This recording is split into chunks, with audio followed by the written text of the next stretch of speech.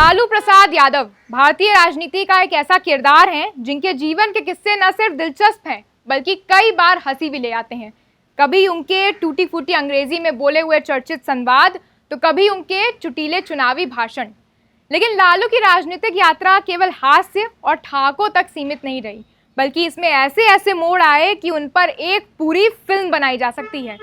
लालू का नाम अपने आप में ही एक किस्सा है। उनकी बहन बताती हैं कि बचपन में वो बेहद हष्ट पुष्ट और रंगोरे थे, इसलिए घर वालों ने उन्हें लालू कहकर पुकारना शुरू कर दिया।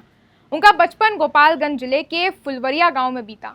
पिता दूध बेचते थे और लालू खुद भी घर घर जाकर दूध बांटते थे। पढ़ाई के लिए वे पटना आए, जहां उनके बड़े भाई वेटनरी कॉलेज में चपरासी थे। यहीं से उन्होंने कॉलेज जाना शुरू किया और छात्र राजनीति में उतर पड़े।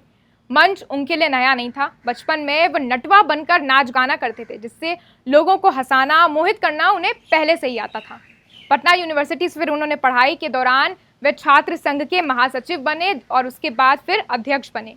जयप्रकाश नारायण के संपूर्ण क्रांति आंदोलन में हिस्सा लिया और वहीं से उनकी राजनीति को असली धार मिली। आपातकाल यानी इमरजेंसी में जब पुलिस उन्हें पकड़ने आई तो उन्होंने सड़क पर ड्रामा कर दिया। कुर्ता फाड़ कर चीखने लगे और अपने बदन पर डंडों के निशान दिखा दिए। ये दृश्य लोगों के जहन में बस गया और जब 1977 में लोकसभा चुनाव हुआ तो 29 साल की उम्र में वे सबसे युवा सांसद बने। बाद में जब 1990 में जनता दल सत्ता में लौटी तब लालू को मुख्यमंत्री पद के लिए चुना गया। दिलचस्प बात यह थी कि उन्होंने विधानसभा चुनाव लड़ा भी नहीं था, लेकिन पार्टी में हुए जाति समीकरणों और देवेगौड़ा जैसे नेताओं के समर्थन से वे नेता विधायक दल बने और बिहार के मुख्यमंत्री की उन्होंने शपथ ले ली। एक वक्त के हॉस्टल चपरासी का सीएम बनना एक ऐतिहासिक मोड़ था। फिर 2004 में वे रेल मंत्री बने और सभी को हैरान करते हुए रेलवे को मुनाफे में ले आए। उनके इस मॉडल की चर्चा आज भी हार्वर्ड और वॉर्टन जैसी इंटरनेशनल बिजनेस स्कूलों में होती है। उनके फैसलों पर भले विवाद रहा हो, लेकिन उनका अंदाज और काम करने का तरीका लोगों को हमेशा आकर्षित करता रहा है। उनकी आत्मकथा में कई रोचक घटनाएं का भी जिक्र है।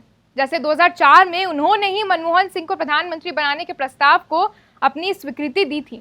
सोनिया गांधी को प्रधानमंत्री बनाने की वकालत करने वाले लालू ने जब अंततः उनकी इच्छा पर मनमोहन सिंह के नाम पर हामी भरी, तभी वो प्रधानमंत्री बन सके थे। इसी आत्मकथा में एक और दिलचस्प किस्सा आता है। 1990 में भाजपा नेता लालकृष्ण आडवाणी की गिरफ्तारी के बाद लालू ने उन्हें मानवीय आधार पर उनकी पत्नी से बात करने की अनुमति दी थी, जब उनके सहयोगी उस समय इसके खिलाफ थे। तो लालू यादव सिर्फ एक नेता नहीं, बल्कि एक ऐसे चरित्र हैं जिनकी जिंदगी में हर मोड़ पर एक नया किस्सा है। कभी हास्य, कभी संघर्ष और कभी चौंकाने वाली रणनीति। उनके जीवन की ये झलक भर है। असली कहानी तो अब भी चल रही है।